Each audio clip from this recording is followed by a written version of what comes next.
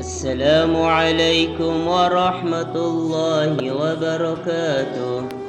Apa kabar anak soleh dan solehah pada pagi hari ini? Alhamdulillah, semoga senantiasa diberikan kesehatan oleh Allah Subhanahu wa Ta'ala dan tetap semangat dalam melanjutkan pembelajaran kita pada hari ini. Baik, kita buka terlebih dahulu pembelajaran kita pada hari ini dengan mengucap lafaz Bismillah. Bismillahirrahmanirrahim. Baik anak-anak soleh, pada hari ini kita akan belajar tentang Rasul Ulul Azmi. Ada yang tahu siapa saja yang termasuk Rasul Ulul Azmi? Ya, Rasul Ulul Azmi itu ada 5 ya. Yang pertama Nabi Nuh alaihissalam, yang kedua Nabi Ibrahim alaihissalam, yang ketiga Nabi Musa alaihissalam, yang keempat Nabi Isa alaihissalam, dan yang kelima yaitu Nabi Muhammad sallallahu alaihi wasallam.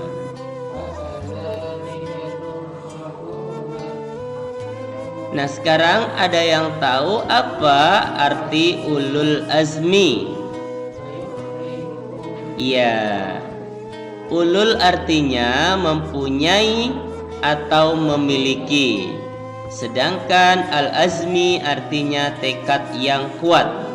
Jadi, Rasul Ulul Azmi artinya Rasul yang memiliki keteguhan atau tekad yang kuat.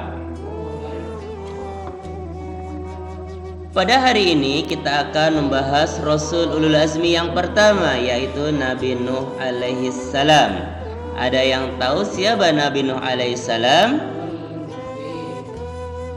Nabi Nuh alaihissalam adalah keturunan ke-10 dari Nabi Adam alaihissalam. Ia mengajak manusia agar menyembah Allah Subhanahu wa Ta'ala dan melarang memperhambakan diri kepada selain Allah Subhanahu wa Ta'ala. Tetapi manusia di masa itu tidak mengacuhkan seruannya. Seruan Nabi Nuh alaihissalam itu mereka sambut dengan cemooh dan ejekan. Sikap Nabi Nuh yang layak disebut sebagai ulul azmi diantaranya karena kegigihannya dalam berdakwah tentang agama Allah, sekalipun mendapat hinaan dari kaumnya. Selama 950 tahun Nabi Nuh alaihissalam menyiarkan ajaran Allah Subhanahu wa Ta'ala, mendakwahi keluarganya, kerabat dan kaumnya untuk mengabdi kepada Allah Subhanahu wa Ta'ala. Namun kebiadaban kaum Nuh sebagai umat yang paling rusak telah menghinakan dan menyakiti hati Nabi Nuh, sehingga ia berdoa dengan sungguh-sungguh supaya Allah memusnahkan seluruh manusia yang telah semena-mena menolak dakwahnya. Permohonan Nabi Nuh dikabulkan oleh Allah Subhanahu wa Ta'ala dengan mendatangkan banjir yang besar yang melenyapkan segala makhluk selain para penghuni bahtera Nuh. Bahkan istri dan anaknya yang bernama Kan'an termasuk yang menentangnya. Yang kedua, Rasul Ulul Azmi yaitu Nabi Ibrahim alaihissalam. Nabi Ibrahim alaihissalam adalah anak ashar tukang membuat patung untuk dijadikan sesembahan. Nabi Ibrahim alaihissalam hidup pada masa Raja Namrud yang zalim, musyrik dan kufur. Ada banyak kesabaran dan keteguhan Nabi Ibrahim alaihissalam. Sejak bayi, Nabi Ibrahim alaihissalam harus diasingkan ke dalam gua yang disebabkan oleh perintah Raja Namrud untuk membunuh setiap bayi laki-laki yang baru lahir. Setelah dewasa, ia harus berhadapan dengan Raja Namrud dan masyarakat penyembah berhala, termasuk ayahnya yang bekerja sebagai pembuat berhala. Bahkan Nabi Ibrahim harus menerima ujian yang berat, yaitu dibakar hidup-hidup namun karena iman Ibrahim yang tak tergoyahkan kepada Allah Subhanahu wa taala, maka Allah mendatangkan keselamatan baginya.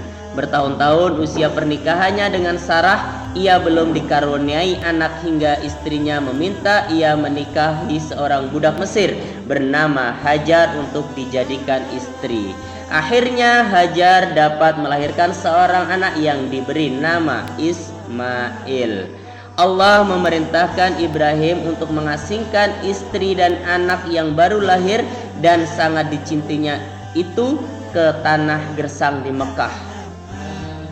Karena kesabaran dan kepatuhannya, perintah itu dilaksanakan. Namun, perintah lebih berat diterima Ibrahim, yaitu harus mengorbankan putranya. Hal ini pun ia laksanakan, meskipun akhirnya yang disembelih adalah seekor domba.